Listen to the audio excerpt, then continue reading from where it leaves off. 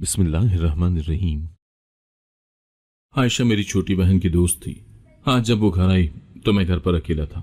वो वापस जाने लगी तो मैंने उससे कहा कि एक कप चाय बना दो, मेरे सर में दर्द है। फिर वो जो ही किचन में गई, मैंने दरवाजा लॉक कर दिया और किचन में गया। आयशा का हाथ पकड़ा तो वो डर गई। मैं उसे जबरदस्ती कमरे में ले गया तो वो रोने लगी। बोली, भाई अल्लाह के लिए ऐसा मत करो, मैं तो आपकी छोटी बहन हूं। मैंने उसकी न सुनी और दुपट्टा खींच लिया। जो ही उसके ऊपर झुका। हमारे इस साल में यह तीसरा घर था जो हमने किराए पर लिया। अब तो दिल में यही दुआ उठती थी कि अल्लाह अपना घर दे दे, क्योंकि आए दिन किराए का घर बदलना और मालिक मकान के साथ एडजस्ट होना कोई इतना आसान काम नहीं होता। लेकिन लोकेशन देख इस बार दिल मुतमईन हो गया, क्योंकि ये घर काफी पुरसुकून जगह पर था। यहाँ पर गली मोहल्लों में खेलते हुए बच्चे दिखाई नहीं दे रहे थे। इससे पहले जो मोहल्ला था वहां पर बच्चे सुबह से शाम तक गलियों को प्लेग्राउंड समझकर खेलते थे और हर वक्त के शोर शराबे ने जिंदगी अजीरन करके रखी हुई थी। गाड़ी से सामान उतार कर मैंने दाएं बाएं देखा तो ये मोहल्ला मुझे काफी पुरसुकून दिखाई दिया। मैं सामान के साथ अकेले ही आया था।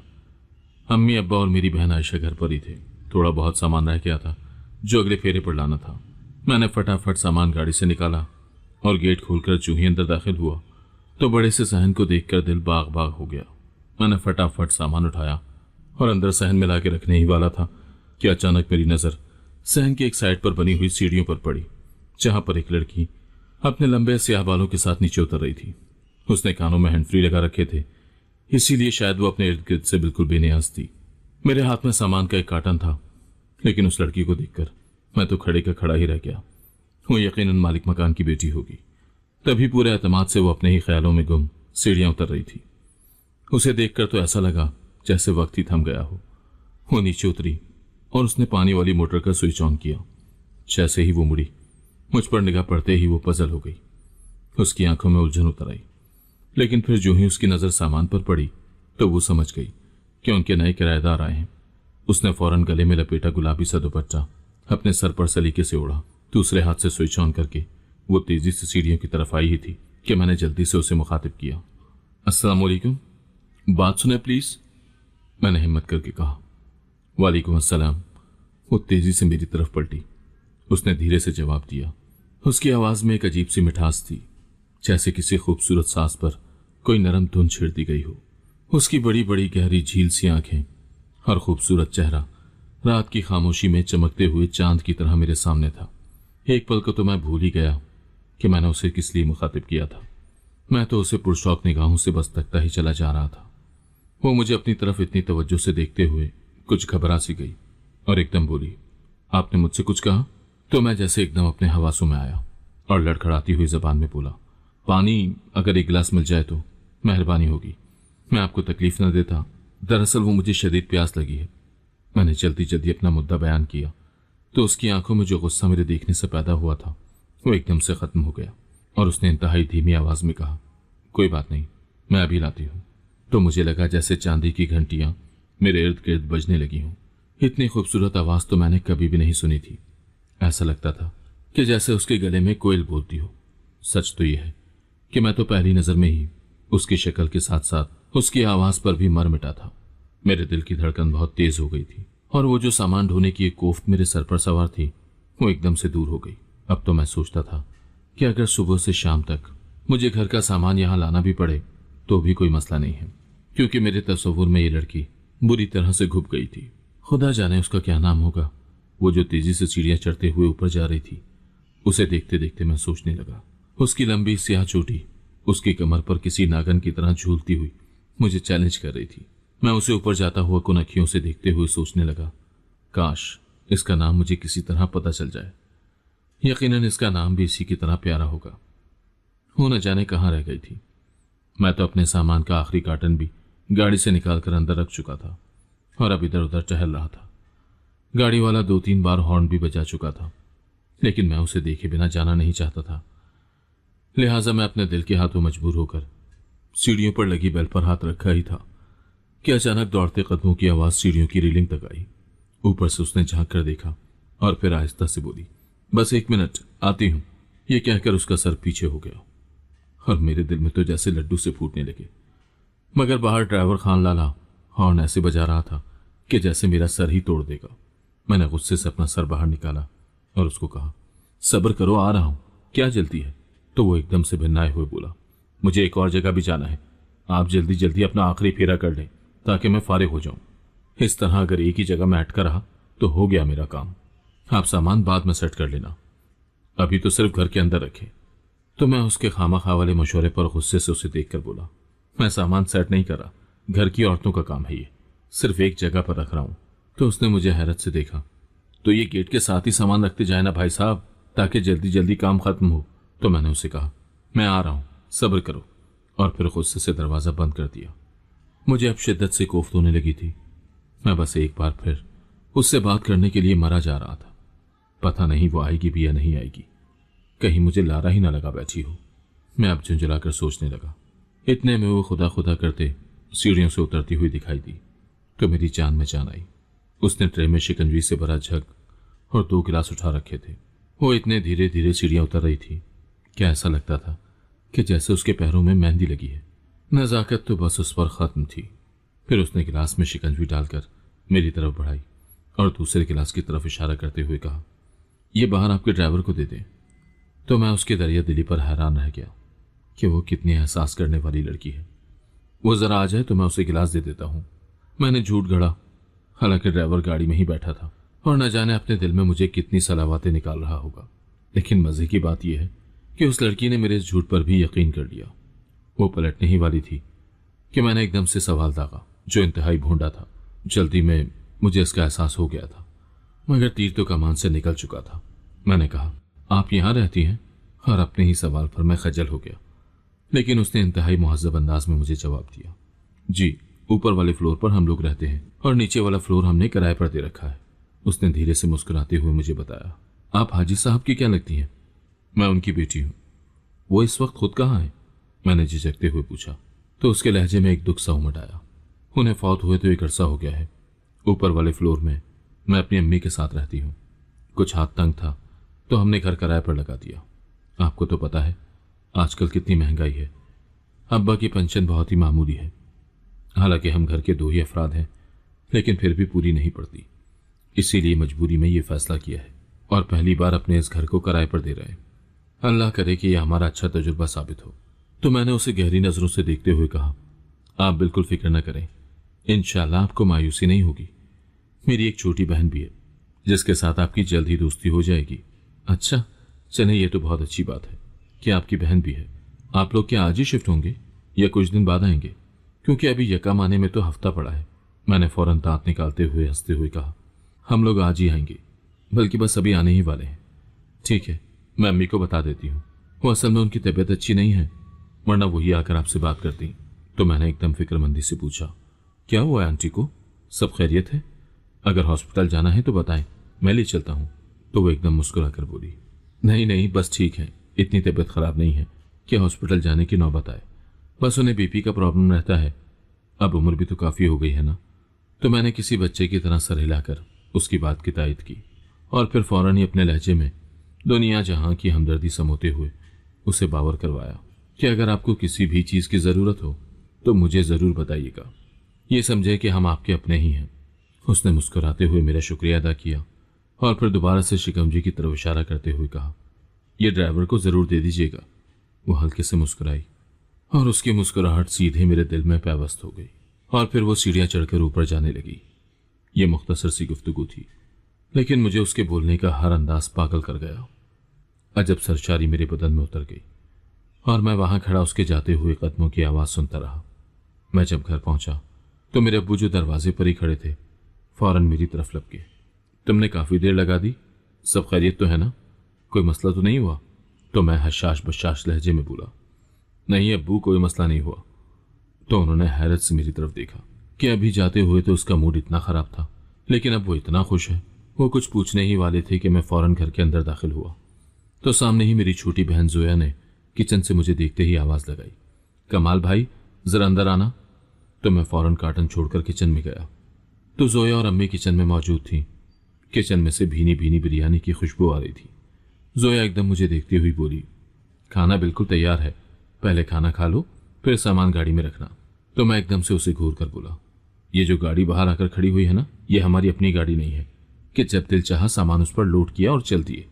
ये हमने किराए पर ली है, इसीलिए बच्चों वाली बातें ना करो और ये देगचा गाड़ी में रखो, वहीं घर जाकर खाएंगे। तो वो अम्मी की तरफ देखने लगी।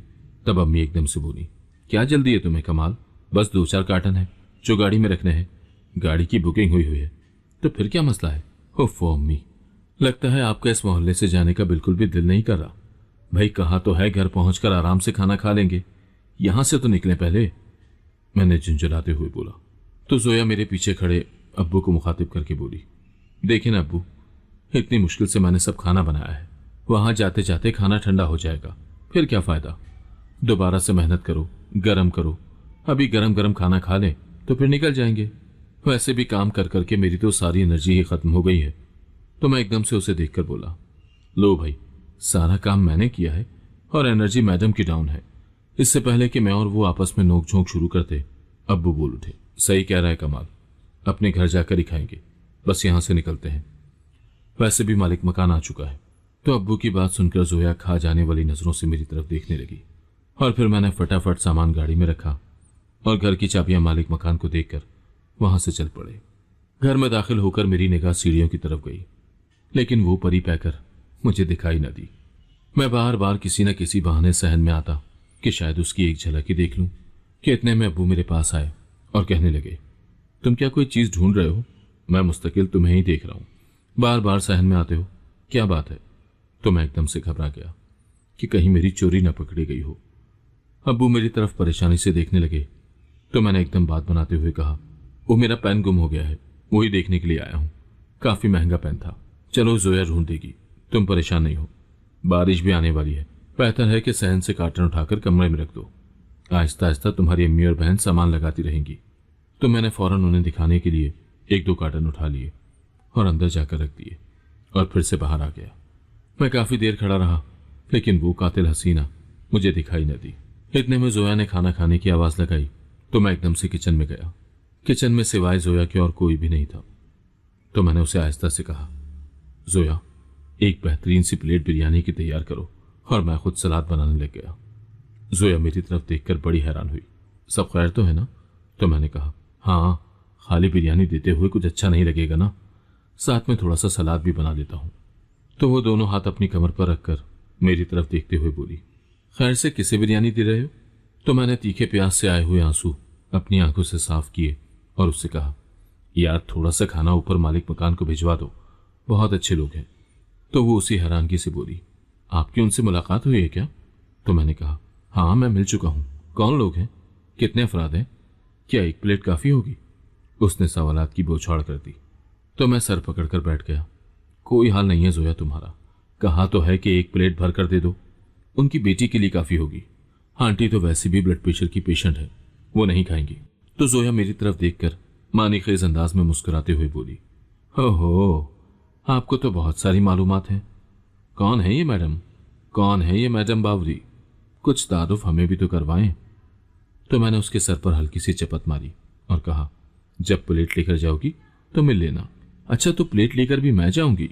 नहीं, तुम मत जाओ, मैं खुद चला जाता हूं, मैं वहां जाता हुआ बहुत अच्छा लगूंगा ना? तो वो एकदम से हंसने लगी। अच्छा अच्छा, ठीक है, मैं चली जाती हूँ, एक तरह से उससे तारुफ भी हो जाएगा। क्या माँ बेटी दोनों अकेली रहती हैं? तो मैंने आहिस्ता से कहा, हाँ, वो दोनों अकेली हैं। दर हकीकत हाजी साहब का इंतकाल कुछ अरसे पहले हुआ है। ओहो, अच्छा, ये तो बहुत अफसोस की बात है। यह कहकर उसने फटाफट एक बड़ी प्लेट में बिरयानी भर भर कर निकाली और फिर मैंने जो सलाद काट कर प्लेट में रखा था वो भी उसने लिया और जाने ही लगी थी कि मैंने जोया को आवाज दी। तो वो पलटकर मेरी तरफ आई। तब मैंने आहिस्ता से सरगोशी में उससे कहा कि नाम तो पूछ लेना। तो वो पहले मेरी बात ही न समझी और फिर सवाल कर बैठी, किसका नाम? तो मुझे गुस्सा आ गया, भैंस का, जो उनके घर में बंधी हुई है। तो मेरी बात सुनकर वो फिर से हंसने लगी। यार जोया, उस लड़की का नाम पूछना जो उनकी बेटी है। तो वो मेरी बात पर इंतहाई जोमानी अंदाज में मुझे देखकर बोली, अच्छा ठीक है, लेकिन बदले में मुझे क्या मिलेगा? तो मैंने एकदम से 100 रुपया निकालकर उसके हाथ पर रखा। फिलहाल तुम्हारे बेरोजगार भाई के पास यही है, गुजारा कर लो। तो वो हंसते हुए वहां से चल दी। मैं बड़ी बेताबी के साथ जोया के आने का इंतजार करने लगा। वो जूं ही आई तो मैंने एकदम से उससे पूछा, क्या नाम है उसका? तो वो एकदम परेशान होकर बोली, बातों बातों में उसका नाम पूछना ही भूल गई। तो मैंने इंतहाई मायूसी से जोया की तरफ देखा। यार, तुमसे एक काम कहा था, वो भी तुमसे ढंग से नहीं हुआ। अच्छा, मैं अभी जाकर दोबारा पूछ लेती हूँ। तो मैंने उसे रोक दिया। कोई जरूरत नहीं है, आराम से बैठो, कल पूछ लेना। अच्छा, आप परेशान नहीं हो। घर एक दफा अच्छे से सेट हो गया तो फिर उन दोनों माँ बेटी की दावत करेंगे और उन्हें अपने घर बुला लेंगे। इस तरह उनका खुलकर तारुफ भी हो जाएगा और उन्हें भी हमारा पता चल जाएगा। तो मैं अपनी बहन को तारीफी निगाहों से देखने लगा कि कितनी अक्लमंदी की बात कर गई है। सामान सारा ही सेट कर दिया था मैंने कि अचानक मालिक मकान आंटी हमारे पोर्शन में आई। तो अम्मी और जोया उन्हें लेकर ड्राइंग रूम में आ गई, जहां पर बैठते ही उन्होंने कहा, आप लोगों का रात का खाना हमारी तरफ है। मेरी बेटी आप लोगों के लिए खाना बना रही है। आपको रात को कुछ भी बनाने की जरूरत नहीं है। थके हारे आए हैं, बस रेस्ट करें। तो अम्मी उनका शुक्रिया अदा करने लगी।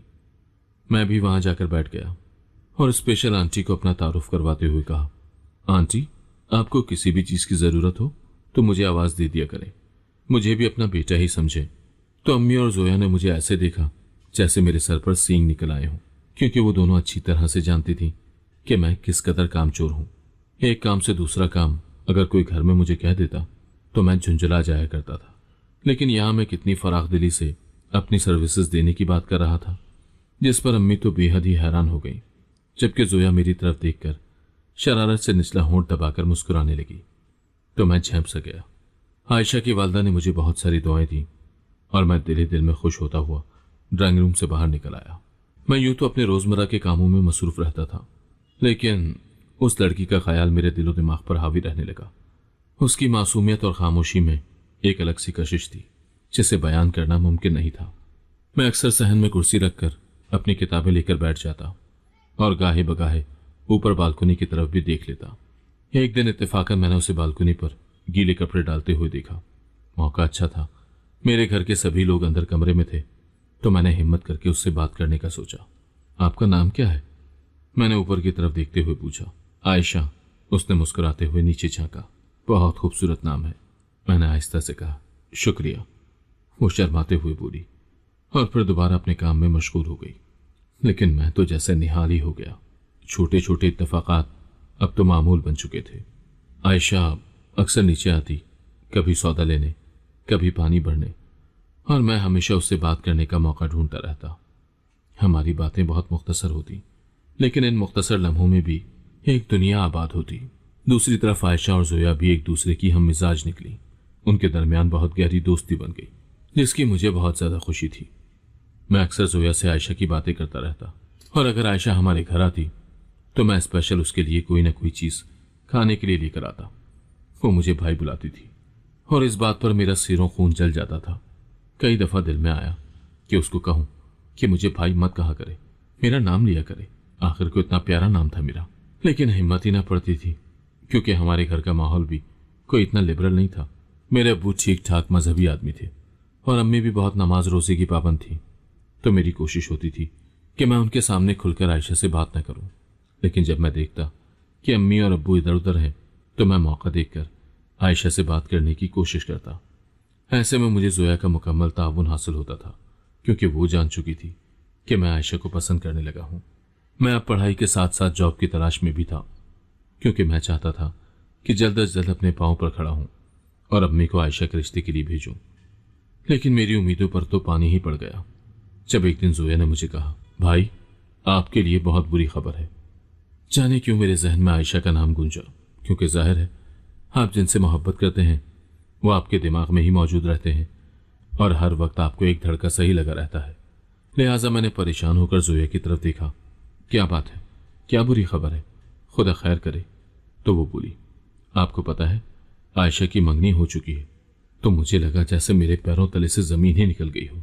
क्या बकवास कर रही हो, मैंने तैश में कहा। तो वो एकदम बौखला गई। सच कह रही हूं भाई, आज ही आयशा ने बताया है, उसके मंगेतर ने बाहर से उसके लिए घड़ी भेजी है। मुझे खुशी खुशी वो दिखा रही थी। तो जोया की बात सुनकर मैं एकदम से गुस्से से उठकर खड़ा हो गया। तो वो मेरी तरफ परेशानी से देखने लगी। कब हुई है उसकी मंगनी, तुमने पूछा क्या, या आज भी अधूरी बात सुनकर आ गई हो? मेरे गुस्से को देखते हुए वो आहिस्ता से बोली, उसने खुद ही मुझे बताया कि उसकी मंगनी को तकरीबन 5 साल हो गए हैं और उसका मंगेतर बाहर होता है। हर साल आने का कहता है, लेकिन आता नहीं है, मगर इस बार वो आ रहा है। तो उसकी बात सुनकर मुझे ऐसा लगा कि जैसे मेरे दिल की धड़कन रुक जाएगी। मेरी किस्मत ही खराब थी। मैं जिसे भी चाहने लगता उसकी कहीं ना कहीं शादी हो जाती। पहले मुझे अपनी खाला की बेटी पसंद आई। मैं उसे दिलो जान से चाहने भी लगा, लेकिन खाला ने उसकी मंगनी बहुत ही रुपए पैसे वाले आदमी के साथ कर दी। अब वो एक बहुत बड़ी सी गाड़ी में और बहुत ही बड़े से महल में रहती है। कभी कभी सोचता हूं कि ठीक ही किया खाला ने, भला मैं उनकी बेटी को दे ही कह सकता था। लेकिन मैं अपने दिल का क्या करता जो आयशा पर धड़क रहा था। जाहिर है उसके भी बहुत अच्छे अच्छे ख्वाब होंगे, अरमान होंगे, लेकिन मुझे सब्र नहीं आ रहा था। मैं उसे हासिल करने की तरकीब लड़ाने लगा और एक दिन वो हुआ जिसकी मुझे बिल्कुल भी उम्मीद नहीं थी। हमारी फैमिली में फौतगी हो गई थी, तो अम्मी, अब्बू और जोया रात को ही चले गए। चूंकि फौतगी दूसरे शहर में थी तो इसलिए उनकी कम से कम एक रात तो लग ही जानी थी। ऐसे में अब्बू ने मुझे कहा, तुम घर पर ही रहो, घर को अकेला भी नहीं छोड़ा जा सकता। तो मैं घर पर ही रुक गया। लेकिन अब मुझे घर खाने को आ रहा था, बाहर सहन में भी जाने को दिल नहीं कर रहा था, क्योंकि जब से मुझे आयशा की मंगनी का पता चला था मेरा दिल बुझ सा गया था। कोई तरकीब भी नहीं सूझ रही थी कि जिसको लड़ा के मैं आयशा को हासिल कर लेता। मैं इतना दिल शिकस्ता था कि कमरा बंद करके लेटा हुआ था कि अचानक बाहर लाउंज के दरवाजे पर दस्तक हुई। तो मुझे लगा जैसे मेरे दिल पर किसी ने दस्तक दे डाली हो। मैं फौरन उठा, दरवाजा खोला तो आयशा एकदम झिझक गई। जोया कहाँ है? उसके साथ मैंने बाजार जाना है। तो मैंने उससे कहा, वो तो रात से ही फौतगी पर गई हुई है। तो वो एकदम मेरी सुर्ख होती हुई आंखों को देखकर बोली, आपकी तबीयत ठीक है? तो मैंने कहा, हाँ मेरे सर में दर्द है, मेरे पास मेडिसिन पड़ी है, कहीं तो ला दूं? तो मैंने कहा, नहीं मुझे उसकी जरूरत नहीं है, लेकिन चाय की बहुत तलब हो रही है, क्या तुम एक कप चाय मेरे लिए बना सकती हो? तो उसने आहिस्ता से कहा कि मैं अभी बना कर ले आती हूं।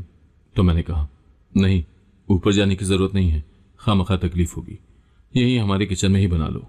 तो वो झिझकते हुए अंदर आ गई और मेरे पास से गुजरकर किचन की तरफ जाने लगी।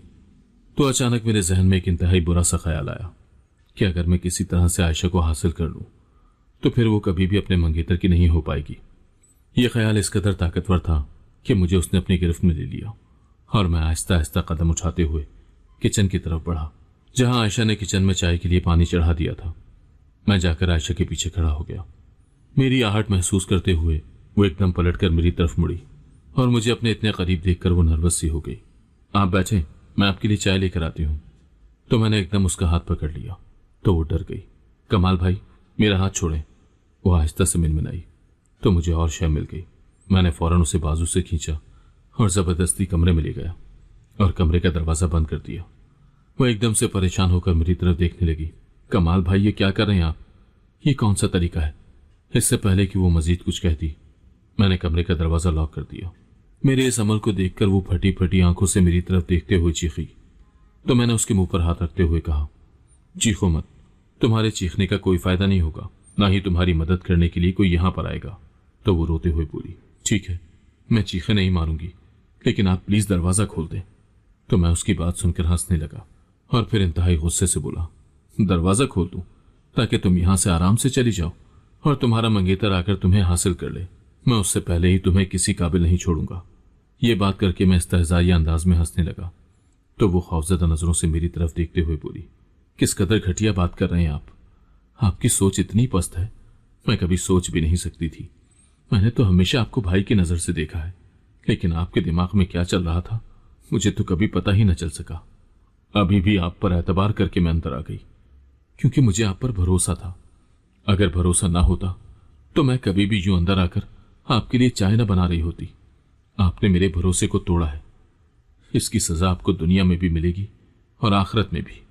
तो मैंने एकदम से उसको बेड पर धकेलते हुए कहा, मुझे क्या सजा कहां मिलेगी वो बाद में देखी जाएगी, लेकिन मैं तुम्हें किसी का होता हुआ नहीं देख सकता, बस इतना याद रखो। तो वो एकदम से रो पड़ी और अल्लाह का वास्ता देते हुए बोली, मैं आपकी छोटी बहन हूं, ऐसा मत करें। लेकिन मैंने उसका दुपट्टा खींच लिया और जो ही उसके ऊपर झुकने लगा, ए अल्लाह मुझे रुस्वा होने से बचा ले, ऐसी जिंदगी से तो बेहतर है कि मैं मर ही जाऊं तो अच्छा है, मैं जी कर क्या करूंगी। उसकी आवाज में इतना दर्द था कि मैं एकदम पीछे हटा, लेकिन वो आंखें बंद करके मुसलसल रोए जा रही थी। मैं शदीद परेशान हो गया। वो एकदम उठी और दरवाजे की तरफ दौड़ कर गई और हैंडल जोर जोर से घुमाने लगी। चूंकि दरवाजा मैंने चाबी से लॉक किया हुआ था और चाबी मेरी जेब में मौजूद थी, तो वो एकदम घबराई हुई नजरों से मेरी तरफ देखकर बोली, दरवाजा खोल दे कमाल भाई, मैं इतनी चीखें मारूंगी कि यकीन करें आप किसी को मुंह दिखाने के काबिल नहीं रहेंगे।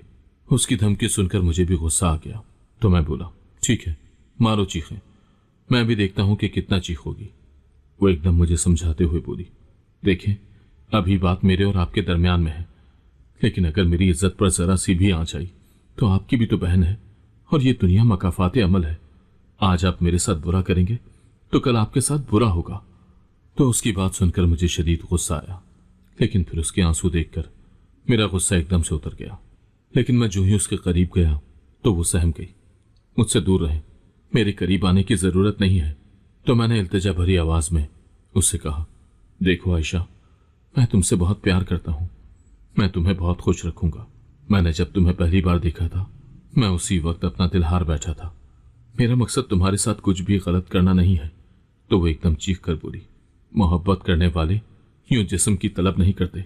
मुझे कमरे में बंद करके मेरे साथ जबरदस्ती करने की कोशिश कर रहे हैं और कहते हैं कि मैं तुमसे मोहब्बत करता हूं। क्या यही है आपकी मोहब्बत? आपके मुंह से ये लफ्ज अच्छे नहीं लगते, बेहतर होगा कि इन लफ्जों का इस्तेमाल आप ना ही करें। तो मैंने गुस्से से उसकी बाजू पकड़ी और कहा, जब तुम मेरे जज्बात नहीं समझोगी तो फिर मुझे ये सब तो करना ही पड़ेगा ना। तुम जिस मंगेतर का 5 साल से इंतजार कर रही हो, क्या खबर कि वो तुमसे शादी करने के बाद तुम्हें यहां पर अकेला छोड़ दे और फिर से वापस चला जाए? क्या खबर उसने वहां पर दूसरी शादी कर रखी हो? तुम अगर मुझसे वादा करो कि तुम ये मंगनी तोड़ दोगी तो मैं तुमसे वादा करता हूं कि मैं तुम्हारी खुशियों के लिए अपनी सरजान की बाजी लगा दूंगा। तो वो मेरी तरफ देखकर मुझसे बोली, मोहब्बत में सौदेबाजी नहीं होती, ये दिल की बातें हैं। मेरा 5 साल का इंतजार है और मैं शाकिर से बेपनाह मोहब्बत करती हूँ और आपकी इत्तला के लिए अर्ज है कि वो इस साल आ रहा है और मुझे साथ ही लेकर जाएगा। इसीलिए मेरे रास्ते से हट जाएं और दरवाजा खोल दें। तो मैं भी हठधर्मी पर उतर आया और उसका बाजू पकड़कर बोला, सवाल ही पैदा नहीं होता कि यह दरवाजा खुले। और जो ही मैं उसके करीब जाने लगा तो एकदम मेन गेट पर जोर जोर से दस्तक होने लगी। तो मैं हक्का बक्का रह गया और फिर मैंने आयशा को धमकी देते हुए कहा, तुम पिछले दरवाजे से निकल जाओ और खबरदार किसी से भी कोई बात की तो तुम्हारी खैर नहीं होगी। तो वो एकदम रोने लगी और रोते हुए बोली, मैं आपसे वादा करती हूँ कि मैं इस बारे में किसी से कोई बात नहीं करूंगी, यहां तक कि जोया को भी कुछ नहीं बताऊंगी, बस मुझे यहां से जाने दे। तो मैंने फौरन दरवाजा खोला और उसे घर के पिछले दरवाजे से बाहर निकाल दिया। फिर मैंने मेन गेट खोला तो सामने अब्बू, अम्मी और जोया खड़े थे। अब्बू मुझे देखकर बरहम से हो गए, क्या बात है, घोड़े गधे बेचकर सोए होते हो? कुछ बाहर की भी खैर खबर रखा करो, कितनी देर से खड़े हैं यहां बाहर और तुम्हारा कुछ पता ही नहीं। अम्मी और अब्बू तो अंदर चले गए, जबकि जोया मेरे चेहरे को गौर से देखने लगी और फिर आहिस्ता से बोली, क्या बात है भाई, सब खैर तो है? आपका रंग क्यों उड़ा हुआ है? तो मैंने कहा, कुछ नहीं, बस ऐसे ही तबीयत ठीक नहीं है। क्यों, तबीयत को क्या हो गया है? तो मैं एकदम से चिढ़ गया, यार बोला तो है कि तबीयत ठीक नहीं है, हर बात का मतलब समझना जरूरी होता है क्या? अपने काम से काम रखो। तो वो एकदम से हैरान हो गई कि मैं इतने गुस्से में क्यों आ रहा हूं। अचानक अम्मी की चीखने की आवाज आई, अरे ये क्या हो रहा है किचन में? अरे तुम लोग क्या कर रहे हो? तो मैं और जोया दौड़कर किचन में गए तो देखा चाय वाली देगची चूल्हे पर चढ़ी हुई स्याह हो गई थी और चूल्हे की फ्लेम भी काफी बुलंद थी। अम्मी मेरी तरफ मुड़ी और बोली, ये सब क्या है कमाल, इतना ऊंचा चूल्हा खोल कर रखा है कि सारी देगची काली हो गई है। गोया तुम चाय बना रहे थे, तो फिर क्या तुम्हें किचन में खड़े होकर गेट पर होने वाली दस्तक सुनाई नहीं दे रही थी? ओफो अम्मी, इतनी भी क्या बड़ी बात हो गई, बंद कर दें चूल्हा। और फिर आगे बढ़कर मैंने चूल्हा बंद किया और लंबे लंबे डग भरता हुआ अपने कमरे में चला गया। तो अम्मी और जोया एक दूसरे को हैरत से देखने लगी, इसे क्या हुआ है? कुछ नहीं अम्मी, कह रहे थे कि मेरी तबीयत ठीक नहीं है। अरे तो तबीयत ठीक नहीं का मतलब यह है कि इंसान इतना लापरवाह हो जाए कि चूल्हे पर देगची रखकर ही भूल जाए। तो एकदम जोया की नजर हेयर बैंड पर पड़ी और वो छिटक गई। उसने हेयर बैंड को अपने हाथ में ले लिया और अपने दुपट्टे के नीचे छुपा लिया ताकि अम्मी की नजर न पड़े। फिर वो मेरे कमरे में आई तो मैं एकदम से बोला, अब क्या बात है जोया, जाओ थोड़ी देर के लिए मुझे अकेला छोड़ दो। वो इंतहाई बेतासुर लहजे में बोली, आयशा यहां हमारी गैर मौजूदगी में आई थी क्या? उसके इस गैर मुतवक्के सवाल पर मैं चौंक सा गया और एकदम उठकर बैठ गया। क्या मतलब है तुम्हारा? भाई जो मैं पूछ रही हूं मुझे उसका जवाब चाहिए। मैंने आपसे बहुत वाज़ेह अल्फाज में अपना सवाल किया है, अगर कहें तो मैं दोबारा दोहरा दूं। तो मैं घबरा सा गया और फौरन इनकार में सर हिलाते हुए बोला, आयशा का भला यहां क्या काम? तुम्हारी गैर मौजूदगी में वो भला यहाँ क्यों आएगी? तो फिर इस हेयर बैंड का किचन में क्या काम है, आप मुझे बता सकते हैं? ये हेयर बैंड मैंने ही आयशा को कल रात को दिया था, क्योंकि उसे मेरा ये हेयर बैंड बहुत पसंद आया था। तो मैं फौतगी पर जाने से पहले उसे ये देकर आई थी। इसका मतलब है कि वो हमारे जाने के बाद यहाँ आई थी और किचन में अपना हेयर बैंड भूल कर चली गई, क्योंकि मैं जाने से पहले किचन को बहुत अच्छी तरह से साफ करके गई थी। अब आप मुझे असल बात बता दें तो बेहतर होगा। अभी तो मैंने अम्मी से ये हेयर बैंड छुपा लिया है, लेकिन अगर खुदा न खास्ता अम्मी को किसी और जरिए से ये पता चल गया कि हमारी गैर मौजूदगी में यहाँ पर कुछ हुआ है, तो यकीन करें कि इस घर में आपका रहना मुहाल हो जाएगा। अब्बू आपको एक सेकंड के लिए भी घर में नहीं रखेंगे और मैं भी आपके लिए कुछ नहीं कर सकूंगी। तो मैंने गुस्से से उसकी तरफ देखा और कहा, तुम्हारा दिमाग खराब हो गया है। जब मैंने कहा है कि ऐसी कोई बात नहीं है, तो फिर तुम यकीन क्यों नहीं कर लेती? तो फिर आखिर ये हेयर बैंड क्या आसमान से उतरा है? ये आयशा के पास था, तो इसका किचन में क्या काम है? तो ये तुम आयशा से ही पूछो, मुझसे नहीं। और अब तुम कमरे से निकल जाओ, वरना मुझसे कुछ सुन लोगी। मेरी बात सुनकर वो पैर पटकते हुए कमरे से बाहर चली गई। तो मैं एकदम उठकर बैठ गया और परेशान हो गया, क्योंकि ये हेयर बैंड आयशा के हाथ में था जब वो आई थी, और मुझे अच्छी तरह से याद था कि उसने वो अपने बाजू से उतारकर किचन की स्लेब पर रखा था। लेकिन फिर उसे वहां से उठाने का मौका ही नहीं मिला, और ना ही मुझे याद रहा, वरना मैं उसे उठाकर इधर उधर कहीं कर देता ताकि जोया को शक न पड़ता। जोया मेरी तरफ से ठीक ठाक मुतनफिर हो गई थी। थोड़ी देर बाद ही वो अम्मी की इजाजत लेकर ऊपर जाने लगी, तो मैंने एकदम उसे गुस्से से रोक लिया। कहाँ जा रही हो तुम? आयशा के पास, उसने धीमी आवाज में कहा, यह जानने के लिए कि हमारी गैर मौजूदगी में यह हेयर बैंड हमारी किचन की स्लेब पर क्या कर रहा था। तो मैंने उसे डपट कर कहा, खबरदार, ऊपर जाने की कोई जरूरत नहीं है, आराम से बैठो। और अगर अब मैंने सुना कि तुम आयशा से मिल रही हो तो मुझसे बुरा कोई नहीं होगा। तो वो मेरे गुस्से को देखकर एकदम से डर गई। मैं जानता था ज्यादा देर तक मैं जोया को रोक नहीं पाऊंगा। वो आज नहीं तो कल जरूर आयशा से मिलेगी, या आयशा खुद ही उसको कुछ न कुछ बता देगी। मैं अब ठीक ठाक परेशान होने लगा था कि करूं तो करूं क्या। लेकिन मुझे यह भी इत्मीनान था कि मैंने चाहकर भी आयशा के साथ कुछ गलत नहीं किया था। अल्लाह ने मुझे ऐन वक्त पर हिदायत दे दी थी। अगले दिन जोया आयशा से मिलने उसके घर गई और उससे खास तौर पर हेयर बैंड के बारे में पूछा, तो वो सिरे से ही मुकर गई और उसने कहा कि मैंने बालकनी पर रखा था, शायद हवा से उड़कर तुम्हारे सहन में गिर गया हो, तो कमाल भाई ने उठाकर किचन में रख दिया हो। पता नहीं वो आयशा की बात पर मुतमईन हुई थी या नहीं, लेकिन जब वो नीचे आई तो काफी मुतमईन थी और फिर मुझसे माजरत करते हुए बोली, भाई खफा ना होना, मैंने आप पर खामखा शक किया, लेकिन मैं जानती थी कि मेरा भाई बहुत ही अच्छा इंसान है। वो कभी भी कोई ऐसा काम नहीं करेंगे जिससे मेरी आंख झुक जाए। तो मैंने उससे पूछा कि क्या हुआ? तो कहने लगी, आयशा ने बालकनी पर अपना हेयर बैंड रखा था, तो वहां से सहन में गिरा होगा। तो क्या आपने उठा लिया था? तो मैंने उसकी तरफ बहुत गहरी नजरों से उसे देखा और फिर आयशा के स्टेटमेंट पर सर हिला दिया। तो वो एकदम खुशी से मेरे बाजू से आ लगी। मैं जानती थी मेरा भाई बहुत ही अच्छा इंसान है। वो चली गई थी, लेकिन आयशा का यह एहसान मेरी रूह को घायल करने लगा कि अगर इतनी अच्छी लड़की मेरे गलत इरादे की भेंट चढ़ जाती तो शायद मैं खुद को सारी जिंदगी माफ न कर पाता। कुछ दिनों के बाद हालात नॉर्मल हो गए, लेकिन मैंने फिर कभी भी आयशा को अपने घर आता हुआ नहीं देखा। अमूमन जोया ही उसके घर जाती थी और अक्सर ही वापसी पर शिकवा करती कि अम्मी, इस आयशा को क्या हुआ है? पहले तो हमारे घर आती थी, अब तो बिल्कुल भी नहीं आती। तो अम्मी उल्टा जोया को समझाती कि होगी उसकी कोई मसरूफियत, लेकिन सबसे बड़ी बात यह है कि इस बात को जहन में रखो कि वो हमारे मालिक मकान है, इसीलिए उनके साथ ज्यादा फ्री होने की जरूरत नहीं है। अगर वो नहीं आती तो तुम भी कोशिश करो कि कम जाया करो। क्या खबर वो तुम्हारे जाने से भी तंग होती हो। और दूसरा, उसकी शादी भी तो नजदीक है ना, हो सकता है वो अपनी शादी की तैयारियों में मगन हो। तो जोया कहने लगी, अम्मी, उसकी शादी का तो दूर दूर तक कोई आसार उनके घर में दिखाई नहीं दे रहे। आंटी का चेहरा बहुत परेशान रहता है और आयशा भी सूख सूख कर कांटा बनती जा रही है। मैं जब भी उससे कुछ पूछती हूँ तो मुस्कुरा देती है। हालांकि वो कह रही थी कि उसके मंगेतर ने आना है, अभी तक तो नहीं आया। क्या खबर उसकी वजह से परेशान हो? तो अम्मी ने एकदम दुखी लहजे में कहा, इसीलिए लंबी मंगनी पर मैं खुश नहीं होती। बच्चियों की मंगनी होते ही शादी कर देनी चाहिए। लंबी मंगनियां अक्सर परेशानी का बायस बनती हैं। मगर अल्लाह खैर करे, यतीम बच्ची है, सर पर बाप का साया भी नहीं है और माँ भी ठीक नहीं रहती। बस दुआ है कि अल्लाह ताला उनके लिए आसानियां करे। तो दिल में मैं अम्मी की दुआ पर आमीन करता चला गया, क्योंकि मैं वाकई दिल से चाहता था कि आयशा अपनी जिंदगी में जो चाहती है उसे मिल जाए। ये तकरीबन आधी रात का वक्त था कि अचानक आयशा रोती पीटती हुई हमारे घर आई। शोमय किस्मत, मैं उस वक्त जाग रहा था और जो ही मैंने लाउंज में दरवाजा खोला तो उसने मेरी तरफ देखा। उस दिन का खौफ उसकी आंखों में दोबारा से उतर आया, तो मैं एकदम आगे बढ़ने के बजाय पीछे हटकर खड़ा हो गया और पूछा, क्या बात है, सब खैरियत तो है? तो वो कहने लगी, अंकल और आंटी कहाँ हैं? तो मैंने कहा, वो तो अंदर सो रहे हैं, तुम कहती हो तो उठा देता हूँ। कहने लगी, मेरी अम्मी की तबीयत बहुत खराब हो गई है, वो बेहोश है, किसी तरह एम्बुलेंस मंगवा दे, अम्मी को लेकर हॉस्पिटल जाना है। तो मैंने एकदम से कहा, परेशान ना हो, मैं लेकर जाता हूँ आंटी को। फिर मैं अम्मी अब्बू को आवाजें देता हुआ अंदर चला गया तो अम्मी अब्बू और जोया आयशा के साथ दौड़कर ऊपर वाले पोर्शन में चले गए। मैंने फटाफट एम्बुलेंस मंगवाई और आंटी को उठाकर एम्बुलेंस तक लेकर गया। फिर मैं, अब्बू और आयशा तीनों ही आंटी के साथ एम्बुलेंस में बैठकर तकरीबन 15 मिनट के अंदर अंदर हॉस्पिटल पहुंच गए।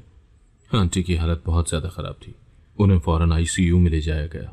आयशा तो बहुत बुरी तरह से रोने लगी थी, तो अब्बू ने आयशा के सर पर हाथ रखा और कहा, बेटा क्यों रो रही हो, हम सब तुम्हारे साथ हैं, तुम कोई अकेली थोड़ी ना हो, तुम्हारी अम्मी जल्द ठीक हो जाएंगी, बस तुम उनके लिए दुआ करो। तो वो अब्बू के सीने से लगकर बुरी तरह से रोने लगी। अंकल, मेरा कोई भी नहीं है, इस भरी दुनिया में मैं बिल्कुल अकेली हूं। तो उसकी बात सुनकर जाने क्यों मेरी आंखें नम हो गई कि मैंने कितनी प्यारी लड़की को खामखा अपने आप से खौफजदा कर दिया। वो तो खुद अपने हालात की मारी हुई थी।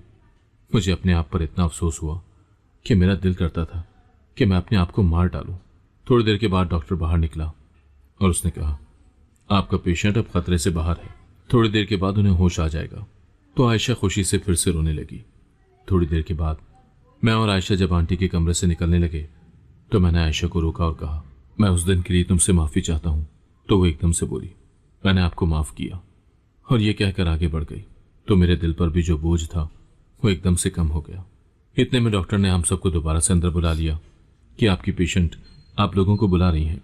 तब हम सब फिक्रमंद होकर दोबारा से आंटी के पास गए तो आंटी ने अब्बू को देखकर कहा, भाई साहब, मुझे अपनी जिंदगी की कोई उम्मीद नहीं रही। इसके मंगेतर ने इसके साथ धोखा किया है, वहां बाहर ही उसने किसी गोरी के साथ शादी कर ली है और मंगनी खत्म कर डाली है। लेकिन मैं आपसे झोली फैलाकर एक दरखास्त करना चाहती हूँ, आप कमाल से मेरी बेटी का निकाह कर दें ताकि मैं सुकून से मर सकूं। तो मैंने परेशान होकर आयशा की तरफ देखा, जिसके चेहरे के इत्मीनान ने मुझे ये बावर करवा दिया कि उसे मेरे रिश्ते पर कोई एतराज नहीं है। तो मेरा दिल अंदर ही अंदर अल्लाह का लाख शुक्र अदा करने लगा। अगर आपको आज की कहानी पसंद आई है तो वीडियो को जरूर लाइक कीजिएगा और अपने दोस्तों के साथ भी शेयर कीजिएगा। और हाँ, अगर आपने अभी तक हमारा चैनल सब्सक्राइब नहीं किया तो जरूर सब्सक्राइब करें। मिलते हैं कल एक नई और दिलचस्प कहानी के साथ। अल्लाह हाफिज।